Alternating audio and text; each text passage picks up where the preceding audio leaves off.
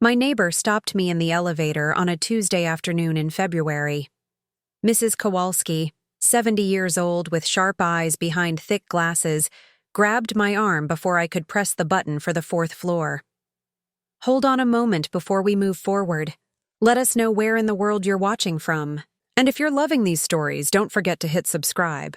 Tomorrow's episode is going to be absolutely mind-blowing. Margaret, she said, her Polish accent still thick after 40 years in Queens. Did you know that your daughter-in-law comes to your apartment every Tuesday? I stared at her. The grocery bags in my hands suddenly felt heavier. What do you mean? I asked. Every Tuesday, around noon. She has a key. I see her coming in with a man sometimes. I thought you knew. The elevator doors closed. Mrs. Kowalski pressed 4 for me, watching my face carefully. A man? My voice came out smaller than I intended. Tall, brown coat. They carry things. Boxes sometimes. The elevator stopped. The doors opened to my floor. I stepped out, my legs moving on autopilot. Mrs. Kowalski stayed inside, her hand holding the door. I thought you should know, she said quietly. Family business is family business, but I thought you should know. The doors closed. I stood in the empty hallway, staring at my apartment door. Number 4C. I'd lived here for 32 years. Tom and I moved in when David was 12, after we saved enough for the down payment. Tom died last March. Pancreatic cancer. 3 months from diagnosis to funeral. I walked to my door and inserted the key. My hands were shaking slightly. Inside, everything looked normal. The small living room with Tom's recliner that I couldn't bring myself to throw away. The kitchen table where we'd eaten breakfast every morning for 3 decades. The photos on the wall, David's high school graduation, his wedding to Brenda, the grandkids I rarely saw anymore. I set the groceries on the counter and pulled out my phone, scrolled to David's number, pressed call. It rang 4 times. Then his voice. Mom, I'm really busy right now. Can I call you back? David, I need to talk to you about something. I'm in a meeting. I'll call you tonight, okay? The line went dead before I could respond. I stood there holding the phone, staring at the black screen. David was always busy now. Always in meetings. Always with Brenda. Always somewhere else. It wasn't always like this. When Tom got sick, David came to the hospital every day for the first week, then every other day, then weekends only. By the end, it was just me sitting in that pale green room, holding Tom's hand while he slipped away. Brenda never came at all. Hospitals make me anxious, she'd said. I'm sure you understand, Margaret. I did understand. I understood that my son had married a woman who couldn't be bothered to say goodbye to her father-in-law. After Tom died, everything changed faster. David stopped calling as much. The invitations to Sunday dinner disappeared. Last Thanksgiving, Brenda told me they were keeping it small. Just immediate family, she'd said on the phone. You understand. I didn't understand.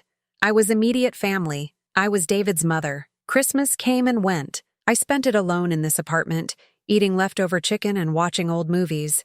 David sent a text. Sorry, Mom. Brenda's parents are in town. Next year for sure. My birthday was 3 weeks ago, January 15th. I turned 67. David called at 9 p.m., clearly reminded by Brenda or his phone calendar. The conversation lasted 4 minutes. I walked to the hall closet now and opened it. Reached up to the top shelf where I kept the spare keys. Tom's old key ring was there. The mailbox key. The storage unit key in the basement. The spare apartment key was gone. I'd kept it there for emergencies. Had I given it to David? I couldn't remember. After Tom died, everything was a blur. Maybe I'd given it to him and forgotten. Maybe. But why would Brenda be coming here every Tuesday? Why with a man I didn't know? Why carrying boxes? I walked through the apartment slowly, looking for anything out of place. The living room looked the same. The bedroom was untouched. I checked my jewelry box. Everything there. The small amount of cash I kept in the kitchen drawer was still there, all $200. In Tom's old office, the second bedroom we'd converted years ago, I opened the closet. File boxes stacked neatly. Tom's system. He'd been an accountant for 40 years. Everything labeled, everything organized. I pulled down the box marked Insurance and Property. Opened it. The papers looked untouched, but I couldn't be sure. The deed to this apartment was here. Paid off in 2019, 2 years before Tom got sick. Our life insurance policies. Tom's had paid out already, $180,000. I'd given most of it to David and Brenda. $80,000. That's what I gave them last June for the down payment on their house in Flushing. "Mom, we found the perfect place," David had said. 3 bedrooms, good schools for the kids, but we're just short on the down payment. Brenda had smiled at me across the table at the diner where we met. "We'll have a room for you, Margaret. You can stay whenever you want." I hadn't stayed there once. Not once in 8 months. Every time I suggested a visit, Brenda had an excuse. The kids were sick. They were repainting. David was working overtime. I put the box back and sat down at Tom's old desk. The chair creaked. Everything in this apartment was old now. Old furniture, old photos, old woman. My phone buzzed. A text from David. "Can't talk tonight. Brenda has a work thing. I'll call you this weekend." I stared at the message. Then I opened my phone's browser and typed, "Hidden cameras for home." The results flooded the screen. Tiny cameras disguised as clocks, picture frames, phone chargers. I scrolled through them, my heart beating faster. Tom would tell me I was being paranoid. But Tom was gone. And something was happening in my home when I wasn't here. Something my daughter-in-law and a strange man were doing every Tuesday. I clicked on a camera disguised as a small desk clock. Black frame, digital display, wireless connectivity. Reviews said it was easy to set up. The app connected to your phone. You could watch live footage from anywhere. I added it to my cart, selected overnight shipping, entered my credit card information with trembling fingers. The order confirmation appeared. Arriving tomorrow by 8 p.m. I set the phone down and looked around Tom's office. This room where he'd worked so hard to build something for our family, where he'd organized every document, saved every receipt, planned for our future. A future I was living alone. Mrs. Kowalski's voice echoed in my head. Every Tuesday, around noon. Tomorrow was Wednesday. I had 6 days until the next Tuesday.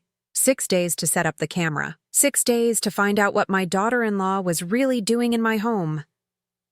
I stood up and walked back to the living room. Sat down in Tom's recliner for the first time since he died. The leather was cold and stiff. It didn't smell like him anymore.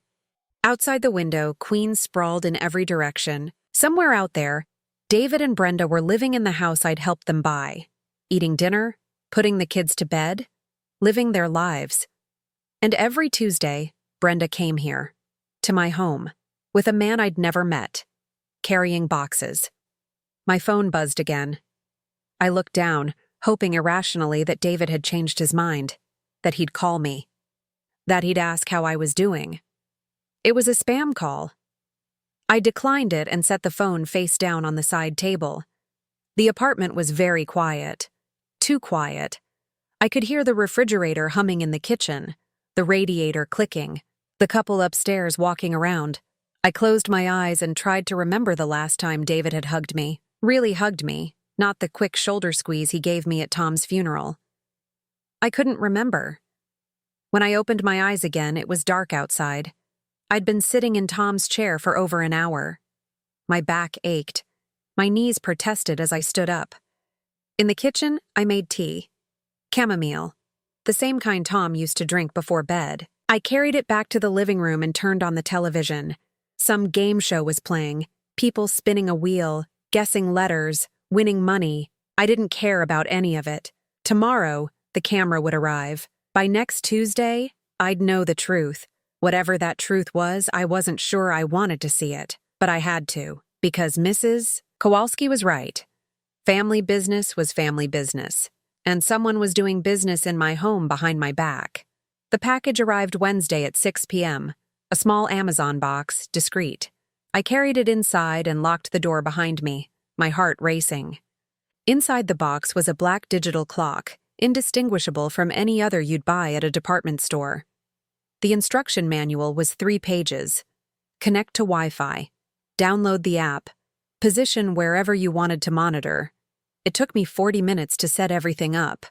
My fingers aren't as nimble as they used to be, and the print on the manual was tiny. But eventually, the green light blinked on the clock, and my phone vibrated with a notification. Device successfully connected. I placed the clock on the living room shelf between the family photos and a fake plant Brenda gave me last Christmas. From there, the camera had a clear view of the front door, the hallway leading to the bedrooms, and most of the living room. I opened the app on my phone. The image of my living room appeared, crisp and in color. I could see myself sitting on the couch, holding the phone. It was strange and unsettling at the same time. I spent the next few days trying not to think about Tuesday approaching. I went to the grocery store on Thursday. Had lunch with Janet, my friend from when we worked together at Mount Sinai. She noticed I was distracted. "Are you okay, Maggie?" she asked, stirring her coffee. "I'm fine," I lied. "Just tired." "Have you talked to David? He's been busy." Janet made a face I knew well. She'd never liked Brenda much. Too busy for his own mother? I shrugged. What could I say? That my son had become a stranger? That I was spying on my own home because my daughter-in-law apparently had a key and was coming here in secret? "People get busy," I said. "That's life." But Janet had known me for 30 years. She didn't believe me, but she had the grace to change the subject. Monday night, I barely slept. I lay there staring at the ceiling, listening to the traffic outside, wondering what I would see the next day. Part of me wanted to cancel everything, delete the app, take the camera off the shelf. But the bigger part of me, the part Tom always called stubborn, needed to know the truth. Tuesday morning, I dressed in my best slacks and a wool coat, fixed my hair, put on lipstick for the first time in weeks. If I was going to spend the day out, I'd at least look presentable. At 10:30, I left the apartment, locked the door carefully, checking it twice, took the elevator down to the lobby. Mrs. Kowalski was there, checking her mailbox. "Good morning, Margaret," she said. "Good morning." She looked at me with those sharp eyes. "Going out early today?" "Library," I said. It wasn't a lie. That's exactly where I was going. The public library in Flushing was 3 blocks away. Large, quiet, with free Wi-Fi. I found a table in the back, away from other people. I pulled my phone from my purse and opened the camera app. The screen loaded. My living room appeared, empty and still. It was 11:10 a.m. I waited. 11:20, nothing. 11:40. Still nothing, noon. The screen remained motionless. I started to feel ridiculous. Maybe Mrs. Kowalski had been mistaken. Maybe Brenda only came on Tuesdays occasionally, not every week. Then, at 12:15, the apartment door opened. My heart stopped. Brenda entered first. Blonde hair pulled into a high ponytail, wearing black leggings and an expensive gym jacket. She turned and waved someone in behind her. A man entered. Tall, like Mrs. Kowalski had said. Brown coat, maybe early 40s. Short hair, a face I'd never seen in my life. They closed the door behind them. Brenda looked around the living room with an expression I can only describe as appraising, like she was calculating something. "Okay," she said, her voice coming through clearly on my phone's speaker. "We have about 2 hours before she gets back from shopping or wherever she goes on Tuesdays." The man nodded. He was carrying a leather briefcase. "You said the documents are in the office?" "In the closet. File boxes. The husband was an accountant, so everything's organized." They walked down the hallway, out of the camera's view. I leaned forward, gripping my phone so hard my fingers went white. The library around me disappeared. All that existed was that small screen and what was happening in my home. 5 minutes passed. 10. Then they came back into the living room. The man was now holding papers. A thick manila envelope. My envelope. From Tom's closet. "Here," Brenda said, pointing at the coffee table. "We can spread everything out here." They laid the papers out on the table. Even through the camera, I could recognize some of them. The apartment deed, mortgage documents we'd paid off, the life insurance policy. The man pulled out his phone and began photographing each page methodically. Brenda held the edges of the papers to keep them flat. The deed is in her name only? The man asked. Yes. Husband died last year. Everything transferred to her. And current value? Appraiser said about $420,000. Paid off. No mortgage. The man whistled softly. Not bad for Queens. Brenda smiled. It wasn't a pleasant smile. She's lived here 3 decades without making improvements. Imagine what it's worth if we renovate. And she signed the power of attorney? My breath stopped. Not yet, Brenda said, but we'll get it. David's working on it. She trusts him. The man photographed a few more pages. What if she refuses? Brenda shrugged. Then we use Plan B. She's 67, lives alone. David can argue she needs assisted living. Once she's in a home, we can get medical and financial access easily enough. My hand started shaking so badly I nearly dropped the phone. A woman at a nearby table looked over at me. I forced my face to stay neutral, but inside I was crumbling. Assisted living. A nursing home. They wanted to lock me away. David's comfortable with this? The man asked, continuing to photograph. David does what I tell him, Brenda replied, her voice casual, almost bored. He feels guilty about not visiting his mother more. Easy to manipulate. She walked over to the bookshelf, looking at the family photos.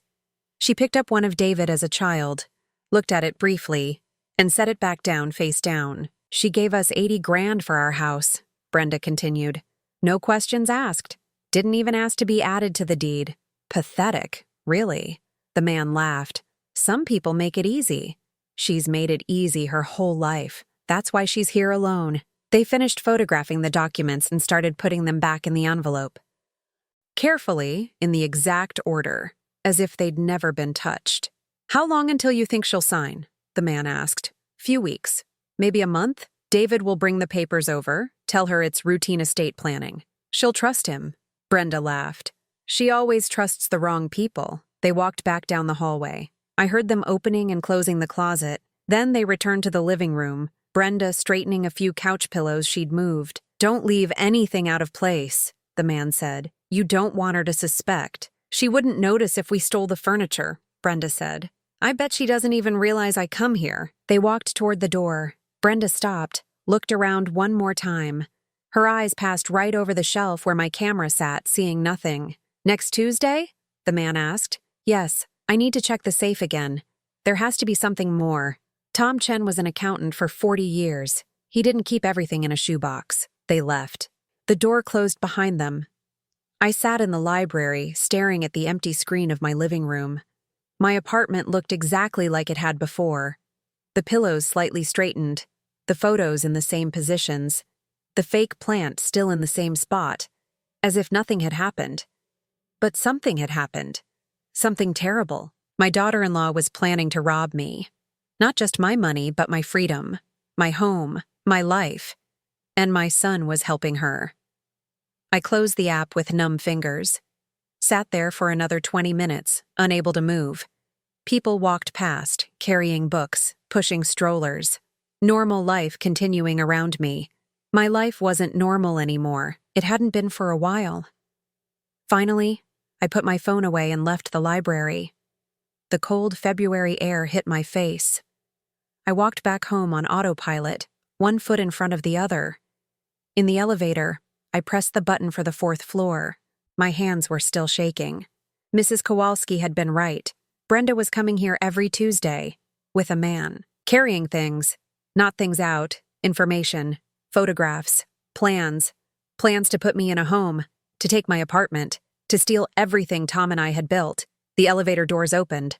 I walked to my door, unlocked it, went inside. Everything looked normal, peaceful, safe, but it wasn't. Not anymore. I sat on the couch and picked up my phone, found David's contact. My finger hovered over the call button. What would I say? Your wife is planning to rob me? Did you know Brenda comes to my house and photographs my documents? No, not yet. First, I needed proof. Not just a video. I needed something David couldn't deny. I put the phone down and looked around the apartment. My apartment. Paid for with decades of Tom's hard work. My home. Brenda thought I'd make it easy, that I'd just roll over. She was wrong. I called David that night. Wednesday, 8 p.m. He answered on the fourth ring. "Mom, hey, what's up?" His voice was distracted. I could hear a television in the background, Brenda laughing at something. "David, I need to talk to you about something important." "Can it wait? We're in the middle of a show." I closed my eyes, counted to 3. "No, it can't wait. Has Brenda been going to my apartment?" Silence. The television volume lowered. "What do you mean?" His voice changed, guarded now. "A neighbor saw her, with a key, on Tuesdays." More silence. Then, "Oh, that. Yeah, Brenda's been helping organize your stuff. You know, since Dad died, making sure everything's in order. I didn't ask her to do that. Mom, you're getting older. Someone needs to make sure your documents are organized. What if something happens? Nothing's going to happen. You don't know that." His tone turned patient, like he was explaining something to a child. "Brenda's just being helpful. She cares about you." I wanted to laugh, or scream. Instead, I said, "She has a man with her. Who is he?" "A man?" David sounded genuinely confused. "I don't know about any man. Maybe a repairman? The building super?" He didn't know. Or he was lying. I couldn't tell anymore. "David, I don't want Brenda in my apartment when I'm not there." "Mom, you're being paranoid. This is exactly why we're worried about you. You're living alone. You're starting to imagine things." "I'm not imagining anything. And maybe it's time to think about other options, safer options." My stomach dropped. "What other options?" "We can talk about it later. I really need to get back to my show." "David, I'll call you this weekend, okay?" "Love you, Mom." He hung up. I sat there holding the phone, staring at nothing. My son thought I was paranoid, thought I was imagining things. Brenda had planted that seed so carefully, so thoroughly, that David actually believed I was losing my mind. I couldn't call him back, couldn't convince him. Anything I said would just prove Brenda's point. The old woman living alone, seeing conspiracies everywhere. Thursday morning, I had my regular doctor's appointment. Dr. Patel had been my physician for 12 years. Her office was in a small practice on Roosevelt Avenue, always running behind schedule, but worth the wait. I sat in the waiting room for 40 minutes, surrounded by other people my age, some older. All of us waiting patiently, reading outdated magazines, checking our phones. When they finally called my name, a young nurse took my blood pressure. Her name tag said Amy. She had kind eyes and gentle hands. "How are you doing today, Mrs. Chen?" she asked. "I'm fine." She wrapped the cuff around my arm. "Are you sure? Your pressure's a little elevated." I hadn't realized tears were running down my face until she handed me a tissue. "I'm sorry," I said, wiping my eyes. "I'm just having a difficult week." Amy didn't rush me. She pulled up a stool and sat down, even though I knew she had other patients waiting. "Do you want to talk about it?" I shook my head. What would I say? That my family was plotting against me? That my son thought I was going senile? "It's family stuff," I managed. "It'll be fine." She squeezed my hand. "Family can be the hardest. But remember, you're allowed to set boundaries. Even with family." It was such a simple thing to say, but no one had said it to me in so long that it felt revolutionary. Dr. Patel came in a few minutes later. She did the usual checkup, listened to my heart, checked my reflexes, asked about my medications. "Everything looks good, Margaret," she said, making notes in her chart. "Your labs from last month were all normal. Blood pressure's a little high today, but stress can do that. Dr. Patel, can I ask you something?" She looked up. "Of course. If someone wanted to put me in a nursing home, could they? Without my permission?" Her expression became very serious. "Are you in danger, Margaret?" "No, I need to know." She set down her chart. In New York, an adult cannot be involuntarily committed to a care facility unless they're proven to be a danger to themselves or others, or they're declared mentally incompetent by a court. Even then, there's a process. Evaluations, legal proceedings. It's not something that happens overnight. What if my son had power of attorney? Do you have a power of attorney document? I don't think so. I'm not sure. If you didn't sign one, then no one has that authority. And even if you did sign one, you can revoke it at any time as long as you're competent. She leaned forward. Margaret, is someone pressuring you? I wanted to tell her everything, but what proof did I have? A video on my phone? Brenda would say she was helping. The man would say he was a friend. David would say I was confused. No, I lied. I'm just trying to understand my options. Dr. Patel didn't look convinced, but she nodded. If you ever need documentation of your mental competence, I can provide that. Your cognitive function is excellent. Better than most people your age. I left the office feeling slightly better. At least I knew I couldn't be locked away easily. There were protections, processes. But Brenda had mentioned Plan B. What exactly did that mean? Back home, I went straight to Tom's office, pulled out the manila envelope again, laid everything out on the desk this time, in the light, where I could see clearly. The apartment deed, in my name only. Tom's name had been removed after his death, the property transferred to me automatically. Worth $420,000, according to Brenda. I'd had no idea it had appreciated that much. The mortgage payoff documents, dated 2019. We'd paid off the apartment 2 years before Tom got sick, using his retirement savings and a small inheritance from his mother. And then I saw it, the document I'd overlooked before, life insurance policy. New York Life. Policyholder, Margaret Chen. Beneficiary, David Chen. Amount, $250,000. I stared at the numbers. $250,000. Going to David when I died. My hands started shaking again. I set the paper down carefully, as if it might explode. Brenda knew about this. She'd photographed it. She knew that between the apartment and the insurance, David stood to inherit nearly $700,000 when I died. 700,000 reasons for me to die. I sat down heavily in Tom's chair. The thought was insane. Paranoid. Exactly what David would say I was being. But I'd seen the video. Heard Brenda's voice. Easy to manipulate. Pathetic, really. Plan B. What was Plan B? I picked up the insurance policy again, reading the fine print I'd never bothered with before. Standard terms. Death benefit paid upon proof of death. Natural causes, accident, anything except suicide in the first 2 years. The policy was 8 years old. Well past the suicide clause. I set it down and picked up my phone. Googled, how to change life insurance beneficiary. The results were straightforward. Contact the insurance company. Fill out a form. Sign it. That's all it took. I found the customer service number and called. Sat through the automated menu. Finally reached a human. New York Life. This is Brandon. How can I help you? I need to change the beneficiary on my policy. I can help you with that. Can I have your policy number? I read it off the document. Thank you, Mrs. Chen. And who would you like to change the beneficiary to? I paused. Who did I trust? Janet? Some charity? The hospital where Tom and I had worked. Can I call you back? I asked. I need to think about it. Of course. When you're ready, just call this number and reference your policy.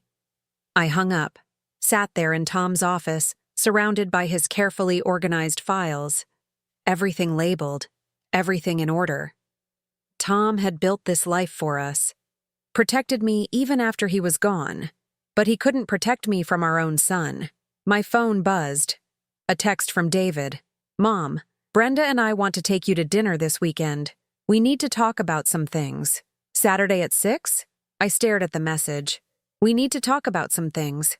The power of attorney, probably. The routine estate planning Brenda had mentioned on the video. I typed back. Okay. What else could I say? If I refused, they'd just push harder. Say I was being difficult. Use it as more evidence that I needed help. No. I had to play along, at least for now.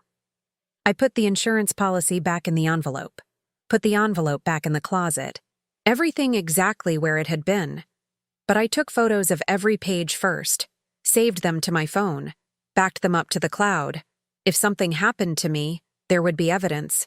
That night, I barely slept again. I kept thinking about the numbers. 420,000, 250,000, 670,000 total. How far would someone go for that much money? I thought about Brenda's voice on the video. Cold, calculating, talking about me like I was already dead. I thought about David, my son, the boy I'd raised alone after Tom died, the man who used to call me every Sunday, who used to visit for dinner, who used to hug me and mean it. When had he stopped being my son? When had he become Brenda's husband first and my child second? Or had I lost him years ago and just refused to see it? Friday morning, I went to the bank, asked to speak to someone about my accounts. They set me up with a financial advisor named Patricia, a woman about 40 with a firm handshake. "What can I help you with today, Mrs. Chen?" "I want to make sure no one can access my accounts except me."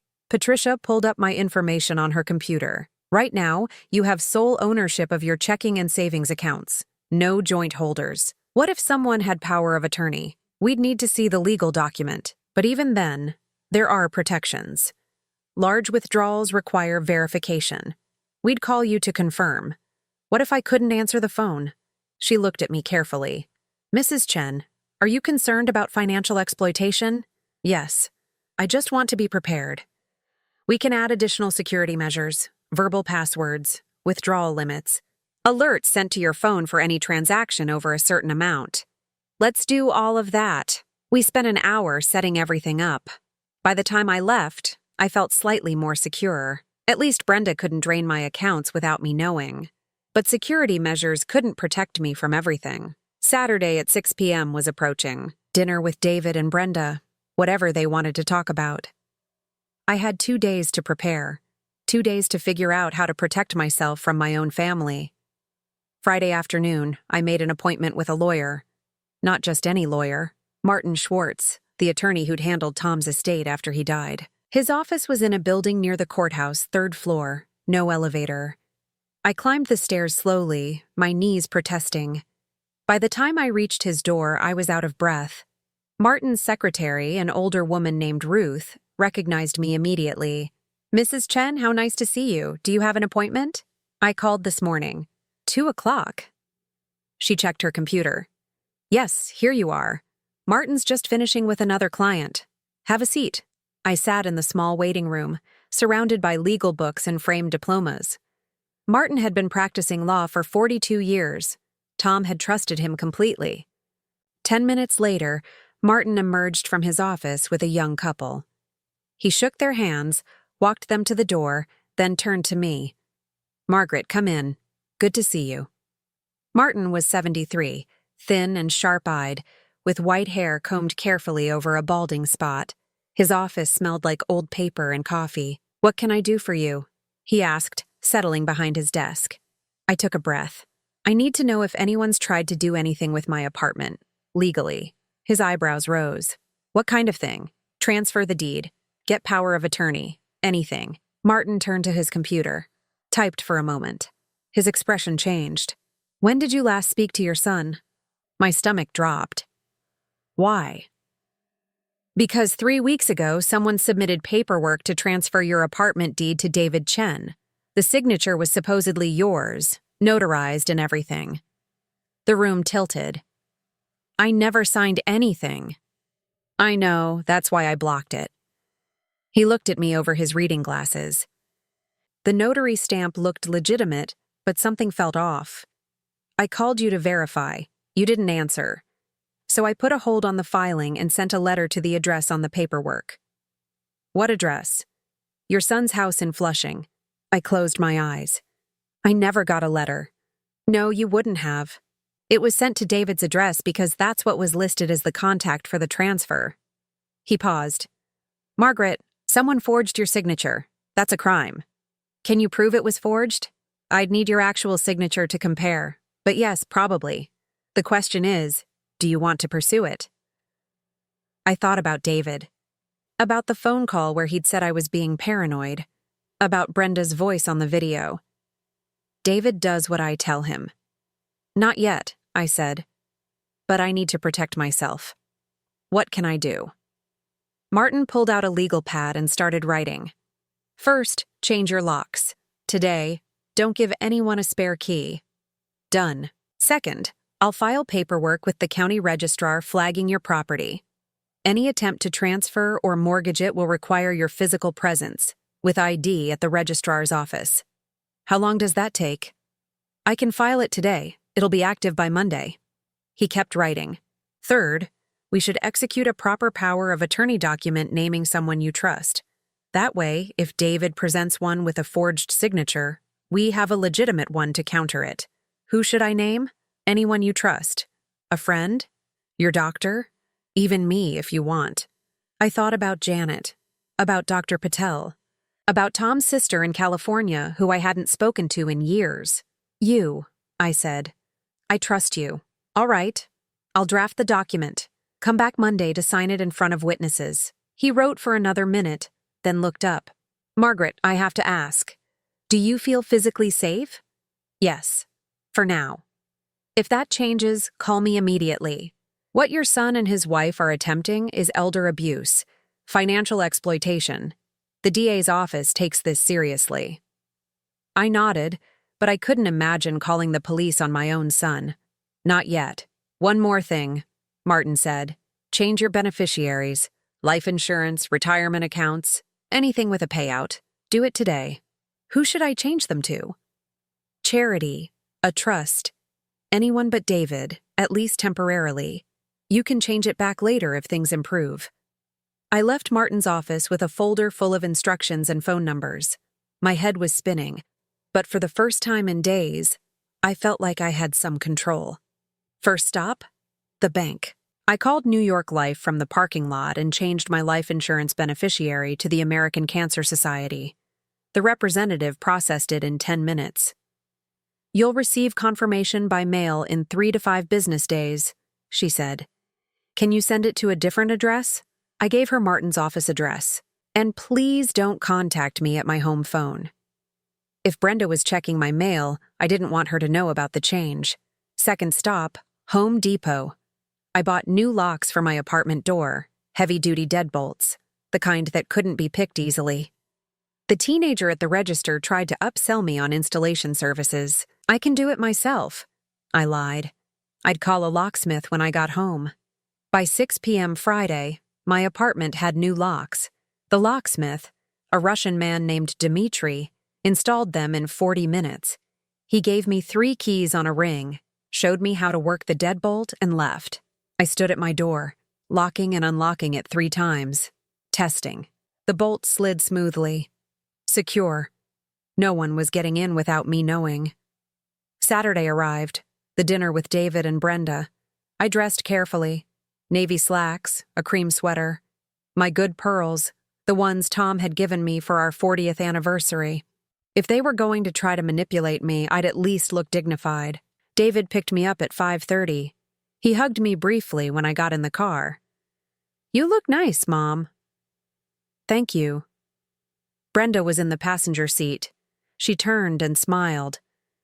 Margaret, I love those pearls. They were a gift from Tom. Of course they were. Her smile didn't change, but something flickered in her eyes. The restaurant was Italian, moderately expensive, the kind of place you go for special occasions. David ordered wine. Brenda ordered a salad. I ordered chicken marsala because it was the first thing I saw on the menu. We made small talk for 10 minutes. David's work, Brenda's gym, the weather. Then Brenda pulled a folder from her purse. Margaret, we wanted to talk to you about something important. She opened the folder. Inside were papers, legal documents. David and I have been thinking about the future, about making sure you're protected. Protected from what? From uncertainty. She smiled that smile again. You're living alone. What if something happens? What if you fall and can't call for help? What if there's a medical emergency? I have a phone. But what if you can't reach it? David leaned forward. Mom, we just want to make sure someone can help you if you need it. Brenda slid a paper across the table. This is a standard power of attorney document. It gives David the ability to make medical and financial decisions if you're incapacitated. I looked at the paper, at the signature line at the bottom, at the notary section already filled out except for the date. I'm not incapacitated, I said. Of course not. Brenda's voice was soothing. This is just a precaution. Everyone your age should have one. My lawyer said I don't need one. David blinked. You talked to a lawyer? I talked to Martin Schwartz, Tom's attorney. He said I don't need power of attorney unless I'm incompetent. Brenda's smile tightened. Well, some lawyers are overly conservative. Martin also told me someone tried to transfer my apartment deed 3 weeks ago, with a forged signature. The table went silent. David's face went pale. Brenda's expression didn't change, but her hand on the wine glass tightened. That must have been a mistake, Brenda said finally. Some clerical error. The signature was notarized. Identity theft happens all the time, she said smoothly. Did Martin file a police report? Not yet. David looked between us, confused. Mom, I don't understand. Are you saying someone stole your identity? I looked at my son, at his genuine confusion. He really didn't know. Brenda had done this without telling him, or she'd convinced him it was something else. I'm saying someone forged my signature to steal my apartment, I said quietly, and I'm saying I'm not signing anything tonight. I stood up. My chicken marsala sat untouched on the table. I'd like to go home now. David drove me home in silence. Brenda stared out the window. When we pulled up to my building, I got out quickly. Mom, wait, David started. Call me when you're ready to tell me the truth, I said, and closed the car door. Inside my apartment, I locked both locks, the new deadbolt and the regular lock. Then I sat down on the couch and waited. Tuesday came. I left early again, went to the library, opened the camera app at noon. At 12:20, the apartment door handle turned, then turned again. Someone was trying to unlock it. The handle rattled. Once, twice, 3 times. Then Brenda's face appeared close to the door, peering through the peephole from the outside. I could see her expression perfectly through the camera. Fury. Pure, cold fury.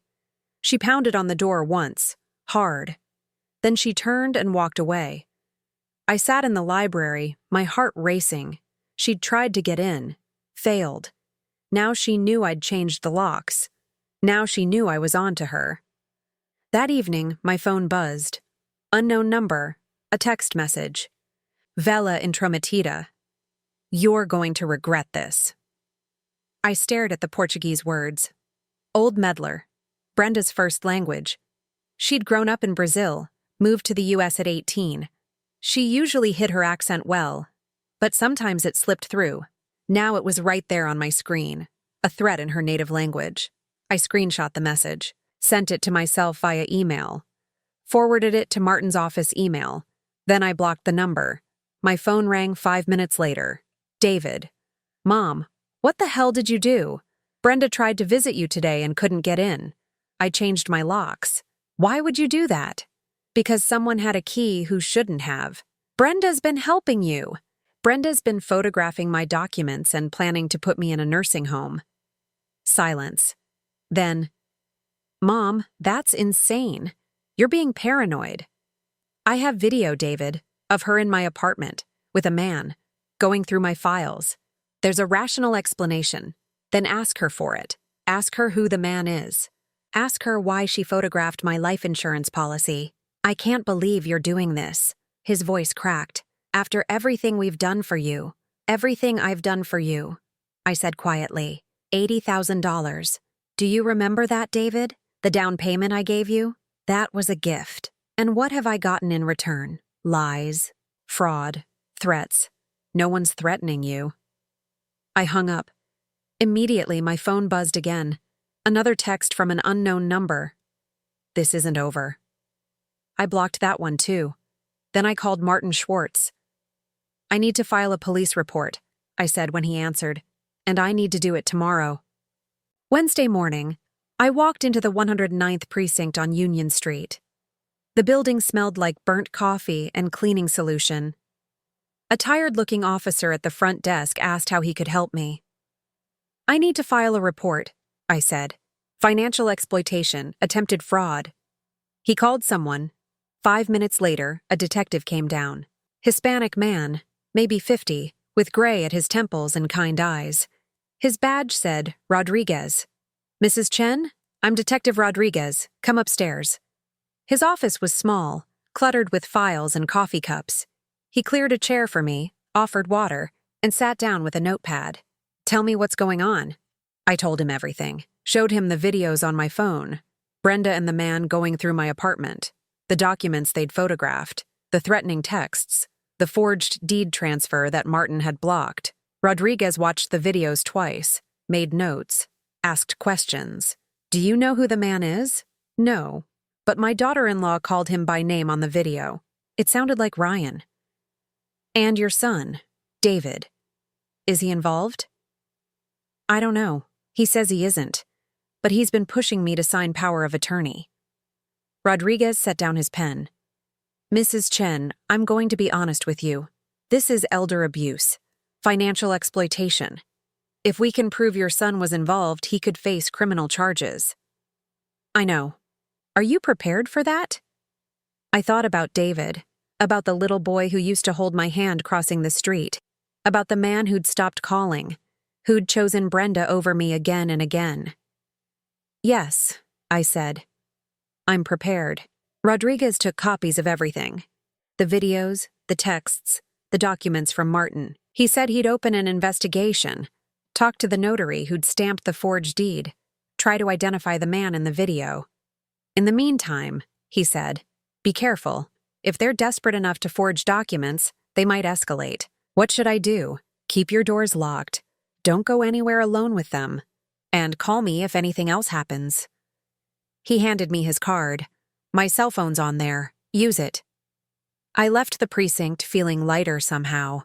I'd done it, made it official. There was no going back now. That afternoon, David called. "Mom, we need to talk. Just you and me. Can I come over?" "When?" "Now. I'm in the car." 20 minutes later, he was at my door. Alone. No Brenda. He looked terrible. Unshaven, dark circles under his eyes, shirt wrinkled. I let him in. We sat in the living room, the space between us feeling like miles. "Show me," he said quietly. "Show me what you told me about. The video." I pulled out my phone, opened the camera app, found the recording from that first Tuesday. David watched in silence. His face went from confused to shocked to horrified as he heard Brenda's voice. Easy to manipulate. Pathetic, really. Plan B. When the video ended, he just sat there, staring at nothing. "David, I didn't know." His voice was barely above a whisper. "I swear to God, Mom, I didn't know she was doing this. But you knew about the power of attorney, about wanting me to sign papers. She told me it was standard, that everyone our age does estate planning, that we were protecting you." He ran his hands through his hair. "She said you were getting forgetful, that you needed help managing things." "I'm not forgetful. I know that now." He looked at me, his eyes red. "How long has this been going on?" "I don't know. Mrs. Kowalski said she's seen Brenda here every Tuesday for months." "Who's the man?" "I don't know, but Martin says someone tried to transfer my apartment deed 3 weeks ago." With a forged signature. David's face went white. Forged. I pulled out the folder Martin had given me, showed him the paperwork, the signature that wasn't mine, the notary stamp. This was submitted to the county registrar. If Martin hadn't blocked it, my apartment would be in your name right now. And I wouldn't have known until it was too late. David stared at the papers. His hands were shaking. "Brenda did this? Who else? But I would never." He looked at me. "Mom, you have to believe me. I had no idea." I wanted to believe him. God, I wanted to. But he'd been ignoring me for years, choosing Brenda, dismissing my concerns. "You told me I was paranoid," I said quietly. "When I called you about Brenda being here, you said I was imagining things, because that's what she told me to say." His voice broke. "She's been telling me for months that you were declining, getting confused, that we needed to step in before something bad happened. And you believed her over me." "Yes, He looked down. I believed her over you. I'm sorry. The apartment was silent except for the radiator clicking. Outside, someone was shouting in the street. Normal life continuing. What else did she tell you? I asked. That you needed to move. That the apartment was too much for you. That we should sell it and put you somewhere safer. He paused. She found a place. Sunrise Senior Living. She wanted me to take you for a tour next month. Without asking me first. She said if we asked, you'd refuse. That we had to present it as a done deal. He looked up. I was going along with it, Mom. I was actually considering it. The words hurt more than they should have. My own son, planning to move me out of my home. Out of the life Tom and I had built. The life insurance? I said. Did you know about that? What life insurance? Mine. $250,000. You're the beneficiary. We're the beneficiary. His eyes widened. Mom, I swear, I didn't know there was a policy. Brenda knew. She photographed it. David stood up, started pacing. How much is the apartment worth? $420,000. He did the math in his head. I could see it happening. $670,000. That's what Brenda was after. That's what I was worth to her. Dead or locked away in a nursing home, it didn't matter which. I need to talk to her, David said. She's dangerous, David. She's my wife. She's a criminal. Before he could respond, there was a knock at the door. Sharp, insistent. David and I looked at each other. He walked to the door, looked through the peephole. It's Brenda. Don't let her in. I have to. He unlocked the deadbolt, opened the door. Brenda swept in, her face tight with anger. She saw me on the couch, David by the door, and her expression shifted instantly to concern. Margaret, thank God. David told me you've been having some kind of paranoid episode. She stopped, saw my phone in my hand. The video paused on the screen. Her face went blank. David, we should go, she said. Your mother needs rest. I've seen it, David said quietly. The video. All of it. Brenda's eyes darted between us. Calculating. Then she laughed, high and false. Oh, that.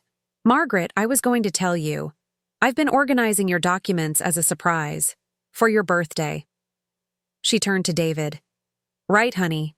Remember, I told you I was helping your mom get her papers in order. Who's the man? David asked. What man?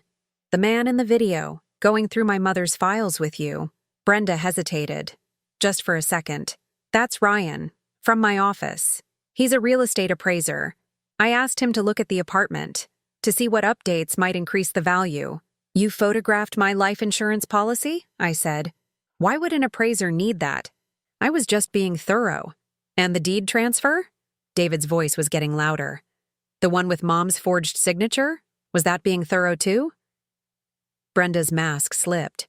The concerned daughter-in-law disappeared. What was left was cold and hard. You went to a lawyer. She looked at me. You actually went to a lawyer. Yes. And the police, David added. She filed a report. They're investigating. Brenda's face flushed red. You stupid old woman. Do you have any idea what you've done? Brenda, David started. Shut up, David. She whirled on him. This is your fault. I told you to handle her. I told you to get the papers signed weeks ago. But you were too soft. Too guilty. You forged her signature. Because she wouldn't cooperate. Because she's a stubborn, selfish bitch who doesn't know what's good for her. The room went silent. David stared at his wife like he'd never seen her before. $670,000, Brenda continued, her voice shaking with rage. That's what this apartment and her insurance are worth. We could have had it. We could have sold this place, moved somewhere better, paid off our mortgage by putting my mother in a home, David said slowly. Or worse. She's old. She's going to die anyway. Why should she get to keep everything while we struggle? We're not struggling. We have a house, jobs, because I make us have those things, because I push. You'd be content working middle management forever if it wasn't for me, she turned back to me. And you, sitting here in your paid-off apartment with your dead husband's money, doing nothing, being nothing, while your son breaks his back trying to make something of himself. I gave you $80,000, I said quietly. That wasn't enough. The words hung in the air. That wasn't enough. Would anything ever have been enough? David walked to the door, opened it. Get out. David, don't be ridiculous. Get out of my mother's apartment, now. Brenda looked between us, saw that she'd lost. Her expression hardened into something ugly. Fine. She grabbed her purse, walked to the door, then turned back. You know what the funny thing is? I actually did love you at first, back in college, when you were sweet and simple and easy. She looked at me. Then I met your mother, and I realized you'd never be anything more than her little boy. So I decided to make the best of it, cash out while I could. She walked out. The door closed behind her. David stood there, staring at the closed door. His shoulders started shaking. Then he turned around and I saw he was crying. Mom, I'm so sorry. I'm so sorry. I stood up, walked over to him, and for the first time in years, I hugged my son while he cried. I know, I whispered. I know. Detective Rodriguez called 3 days later, Friday afternoon. I was washing dishes when my phone rang. Mrs. Chen, we've identified the man in the video. Ryan Castellano, real estate broker. He's worked with your daughter-in-law on several properties. I dried my hands on a dish towel. Is that illegal? By itself, no. But we pulled his phone records, text messages between him and Brenda Chen going back 6 months. Very detailed plans about your apartment, how to get you declared incompetent, which nursing homes have the loosest oversight. He paused. And discussions about the life insurance payout. My stomach turned. What kind of discussions? I'd rather not say over the phone. Can you come to the precinct? And bring your son if he's willing. David was staying at a motel near LaGuardia. He'd moved out of the house in Flushing the day after the confrontation. When I called him, he agreed to come immediately. At the precinct, Rodriguez spread documents across his desk. Text messages, bank statements, email printouts. This is a conspiracy to commit elder abuse, fraud, and attempted theft, Rodriguez said. Ryan Castellano was going to buy your apartment through a shell company once the forged deed transfer went through. Below market value. He and Mrs. Chen would split the profit. How much? David asked, his voice hollow. They estimated $400,000 after fees, $200,000 each. Rodriguez pulled out another document. There's also evidence they discussed ways to expedite your mother's death. Nothing explicit enough to charge attempted murder, but enough to show intent. I felt David go rigid beside me. What kind of ways? Medication tampering, fall risks, isolation leading to depression and suicide. Rodriguez looked at me. Mrs. Chen, did your daughter-in-law ever offer to organize your medications? I thought back. Last month. She said she'd set up one of those weekly pill containers. Did you let her? No. I told her I could manage. Rodriguez nodded. That probably saved your life. The room spun. David grabbed my hand. His palm was sweaty and cold. We arrested Brenda Chen this morning, Rodriguez continued. Ryan Castellano turned himself in an hour later. He's cooperating, giving us everything in exchange for a plea deal. What happens now? I asked. Brenda will be arraigned Monday. The DA is charging fraud, forgery, conspiracy to commit theft, and elder abuse. She's looking at 5 to 15 years if convicted. David made a sound like he'd been punched. 15 years. Your wife planned to steal your mother's home and possibly kill her for insurance money, Mr. Chen. Yes, 15 years. We left the precinct in silence. David drove me home. Parked outside my building but didn't turn off the engine. I should have known, he said finally. All those years, the way she talked about you. I should have seen it. She was good at hiding it. I chose her over you, every time. He gripped the steering wheel. When you needed me after Dad died, I wasn't there. When you were alone on holidays, I made excuses. When you told me something was wrong, I called you paranoid. David. I failed you, Mom. As a son. As a person. I don't know how you can even look at me. I reached over and put my hand on his arm. Because you came back. When it mattered, you came back. Almost too late. But not too late. I squeezed his arm. You believed me in the end. You chose me in the end. He started crying again. Quiet, shaking sobs. I sat with him until he stopped, until the tears dried and he could breathe normally again. What do I do now? He asked. You start over. We both do. David filed for divorce the following week. Brenda didn't contest it. She had bigger problems. Her arraignment made the local news. Queens woman arrested in elder abuse plot. The article was short, buried on page 7, but it was there. Proof that what happened to me had happened. That I wasn't crazy or paranoid. That I was right. Brenda's lawyer tried to negotiate. Offered to return the $80,000 I'd given them if I'd dropped the charges. Rodriguez explained I couldn't drop charges. The state was prosecuting. This was beyond family disputes now. In the end, Brenda pleaded guilty to fraud and attempted theft. 5 years in prison, 3 years probation after release. Ryan got 2 years for his cooperation. When the sentencing came down, David and I sat in the courtroom gallery.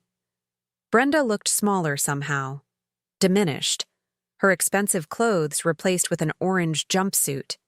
She didn't look at us, didn't speak except to say, "Yes, Your Honor," when asked if she understood the terms. Afterward, in the courthouse hallway, David turned to me. I thought I'd feel satisfaction, seeing her go to prison. He shook his head. I just feel empty. That's grief, I said. You're allowed to grieve. For what? The marriage was a lie. No, parts of it were real. The parts where you loved her, that was real, even if she didn't love you back the same way. He nodded, but I could see he didn't believe it yet. That would take time. I changed my will the next week. Martin helped me set up a trust. The apartment would go into the trust when I died. David could live there if he needed, but he couldn't sell it. Eventually, it would pass to his children, if he ever had any. If not, it would go to a scholarship fund for nursing students. Tom would have liked that. The life insurance stayed with the American Cancer Society. I'd seen what money did to people, what it turned them into. Better to give it away than watch it destroy what was left of my family. David started therapy. Individual sessions twice a week. He asked if I'd join him for family counseling. I said yes. Our first session was awkward. The therapist, a woman named Dr. Santos, asked us to describe our relationship. Broken, David said, but maybe fixable. Damaged, I said, but not destroyed. We talked about boundaries, about communication, about the years of distance that had grown between us. David cried through most of it. I stayed dry-eyed. I'd cried enough already. The second session was easier. The third was almost comfortable. By the fourth, we could sit in the same room without the weight of everything crushing us. 3 months after Brenda's sentencing, David moved into a small apartment in Forest Hills. 1 bedroom, modest rent. He started attending divorce recovery meetings at a church in Rego Park. He called me every Sunday. Not because he needed something, just to talk. How was your week? He'd ask. Quiet. Went to lunch with Janet. Started a book club at the library. I paused. How about you? Better. My therapist says I'm making progress. That's good. Silence. Comfortable now instead of awkward. Mom? Yes? Can I come over for dinner this week? Wednesday? Wednesday's perfect. He came over Wednesday evening. I made pot roast his favorite. We ate at the kitchen table where Tom and I had shared thousands of meals, where David had done his homework as a child. This is good, he said. I forgot how good your pot roast is. It's your father's recipe. I know. After dinner, we washed dishes together. David washed, I dried, like we used to when he was young.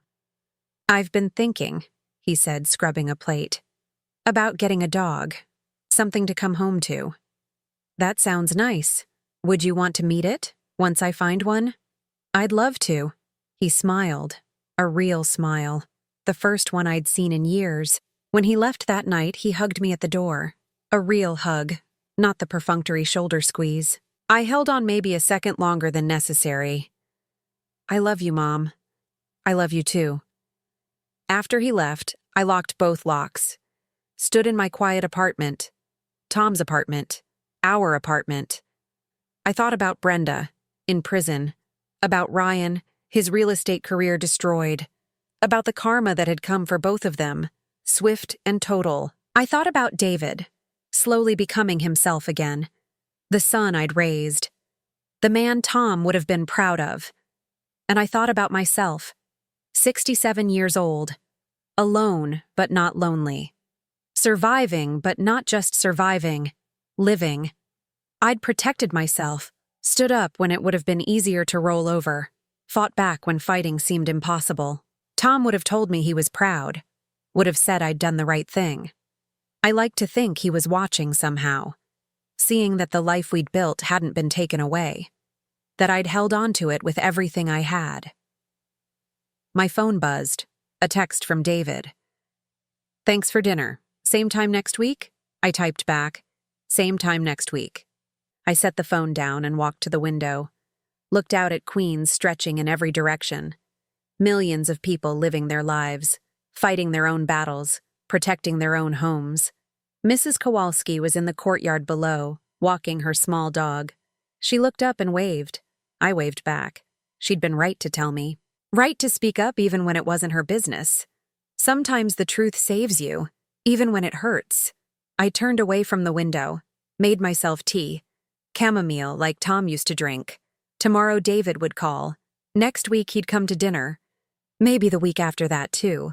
We were rebuilding, slowly, carefully, like setting a broken bone. It would never be quite the same. There would always be a weakness where it had fractured. But bones healed stronger sometimes, in the right places. I sat in Tom's chair with my tea, turned on the television. Some game show was playing. People guessing words, winning money, celebrating victories. I took a sip of tea. It was too hot. I set it down to cool. Outside, sirens wailed. Someone honked. Life continued. My life continued. And for now, for tonight, that was enough.